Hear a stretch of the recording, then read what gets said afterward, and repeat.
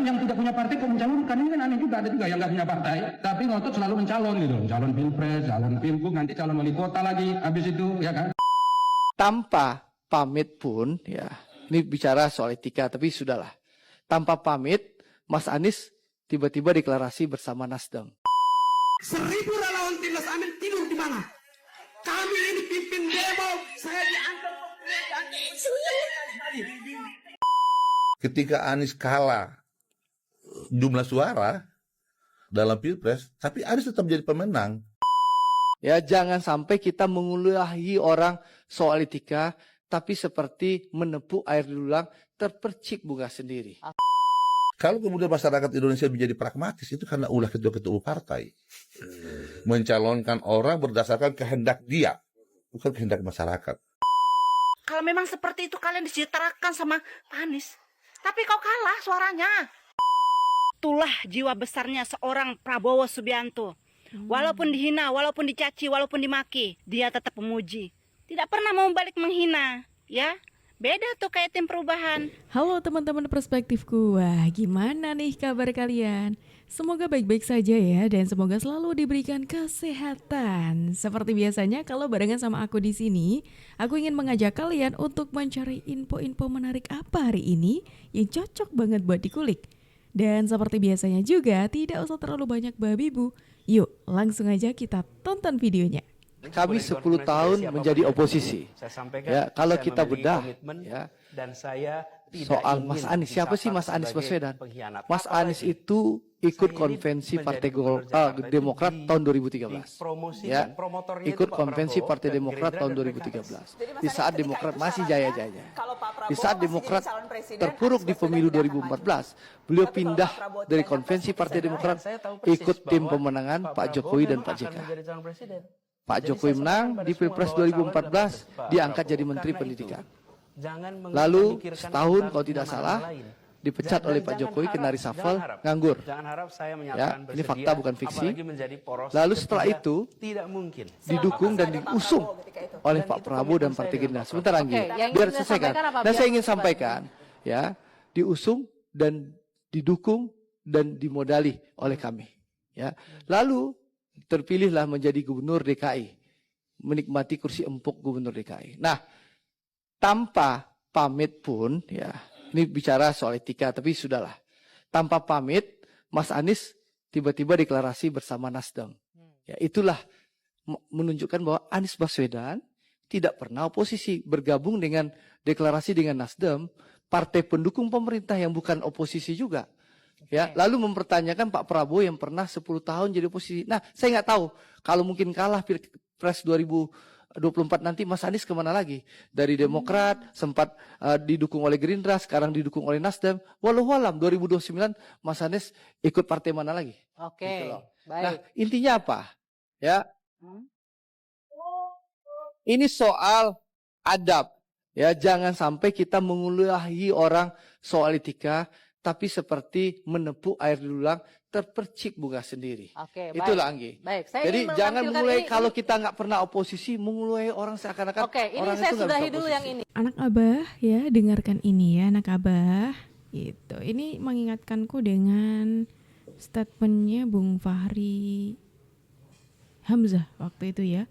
Di satu acara, sebenarnya tidak cuma sekali aja Bung Fahri itu membicarakan hal ini.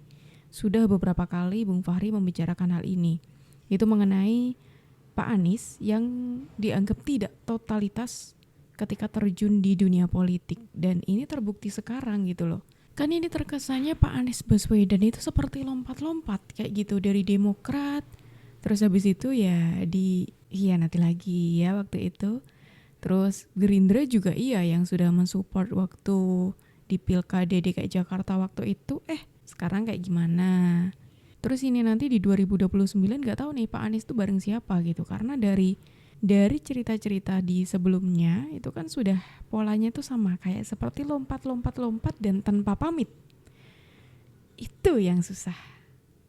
Diam-diam menjadi kawan dan diam-diam juga balik menjadi lawan. Ya, betul. Nah, jadi siapapun yang maju artinya itu kompetitor yang sama-sama aja, jadi bukan karena pecah kongsi apa nggak ada. Nggak ada. Semua partai pasti akan dorong partainya dulu dong. Nah sekarang yang tidak punya partai kok mencalonkan, ini kan aneh juga, ada juga yang nggak punya partai tapi ngotot selalu mencalon gitu, calon pilpres, calon pilgub, nanti calon wali kota lagi, habis itu ya kan. Kalau kami wajar lah mencalon-calon kayak gitu tuh, karena memang partainya ada, kewajiban kami ya kan. Ditanya apakah berani bersaing dengan Anies gitu di DKJ, kan itu pertanyaannya. Jangankan DKJ, di pilpres saja kita menang.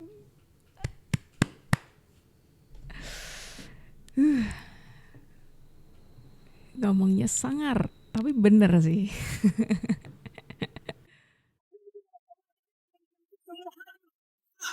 Ini butuh orang-orang tertentu saja.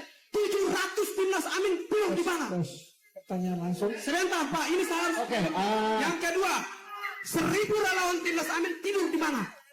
Kami ini pimpin demo, saya diantar.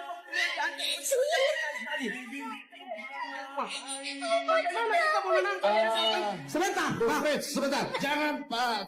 Yang datang cuma 3. Ibu, sebentar Ibu. Udah. Saya salah satu korlap yang urus barang ini juga. Ibu jangan tolak, ini korlap lapangan.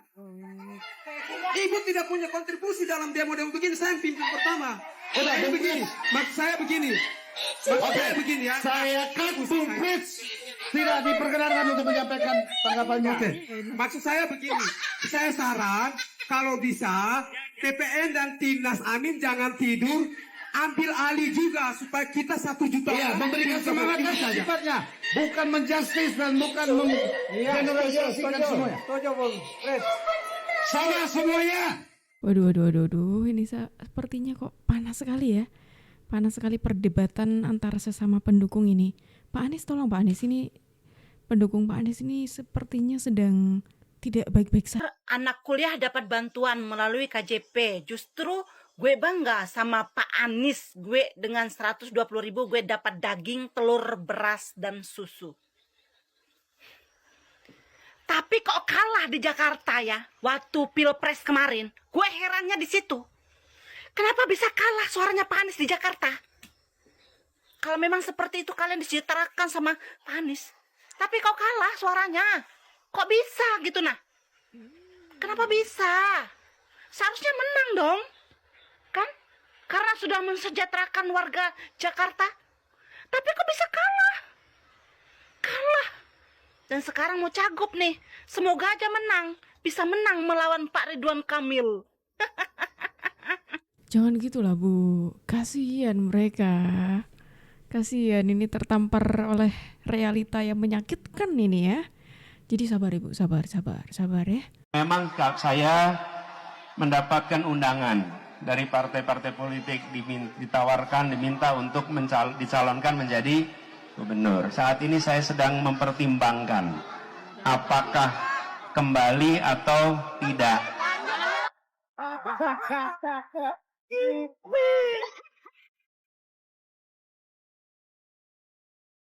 Sementara itu, Partai Keadilan Sejahtera memberi sinyal tidak akan mendukung Anies Baswedan di Pilgub Jakarta. Meski sebelumnya Anies klaim sudah dapat dukungan dari beberapa partai politik, PKS mengaku partai dengan perolehan 18 kursi di Pileg Jakarta ini justru pilih dorong kader internal. Haknya Mas Anies, karena memang baru 1 periode, jadi kalau beliau mau maju, monggo. PKS sendiri dengan banyak pertimbangan tentu ingin mengajukan kader. Tetapi politik itu dinamis dan sampai saat ini sih kami masih mencermati. Ya, karena memang Pilkada DKI sekarang ini agak spesial. Bukan lagi daerah khusus ibu kota, tetapi daerah khusus Jakarta. Karena itu kita lagi nyari yang betul-betul fokus ngurus Jakarta. Ini netizen yang membuat ini ya, orang-orang yang membuat ini itu keren. Karena kenapa? Kok ya dapet-dapet aja sih ekspresinya yang kayak gitu loh. Aduh, no comment ya. Karena sudah sangat. Ingat Mak Erot, Prabowo juga memuji Anies sebagai profesor berilmu tinggi. Lupa ya, hahaha kabun 4. Biar kalian tahu, itulah jiwa besarnya seorang Prabowo Subianto. Walaupun dihina, walaupun dicaci, walaupun dimaki, walaupun direndahkan, dia tetap memuji. Tidak pernah mau balik menghina. Ya, beda tuh kayak tim perubahan. Yang kemarin menghina, sekarang berubah haluan, menjilat. Nlet. Menjilat ludah sendiri. Malu dong. Malunya di mana? Nggak tahu di mana. Ketemu sama ibunya lagi. Ibu ini ngomongnya suka bener ya. Menarik sekali nih. Karena segalanya untukku, kaulah curahan hati ini. Tak mungkin ku melupakanmu, ada lagi yang ku harap, hanya kau seorang.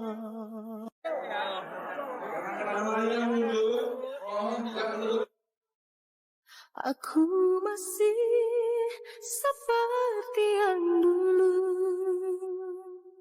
menunggumu sampai akhir hidupku. Kesetiaanku dalamku, hati pun rela berkorban demi keutuhan kau dan aku. Wah, aduh, melelehkan hatiku Pak Prabowo. Emang Pak Prabowo ini dicintai rakyat Indonesia ya, meskipun masih belum dilantik menjadi presiden Indonesia, tapi beliau sudah terlihat memenangkan hati orang Indonesia. Dan itu pun juga terlihat ketika Pilpres kemarin. Dari suaranya yang begitu banyak kan artinya ya orang Indonesia banyak yang suka dengan Pak Prabowo, seperti itu. Nah teman-teman, sayang sekali kita harus akhiri dulu nih video kita hari ini sampai di sini. Tapi tidak apa-apa, besok kita ketemu lagi ya. Pastinya besok kita ketemu lagi dengan informasi-informasi yang menarik lagi nih. Jadi di-subscribe supaya kalian tidak ketinggalan info terbaru dari kita. Dan supaya kalian menjadi yang pertama nonton nih. Aku Jub pamit undur diri dulu. Sampai jumpa dan terima kasih.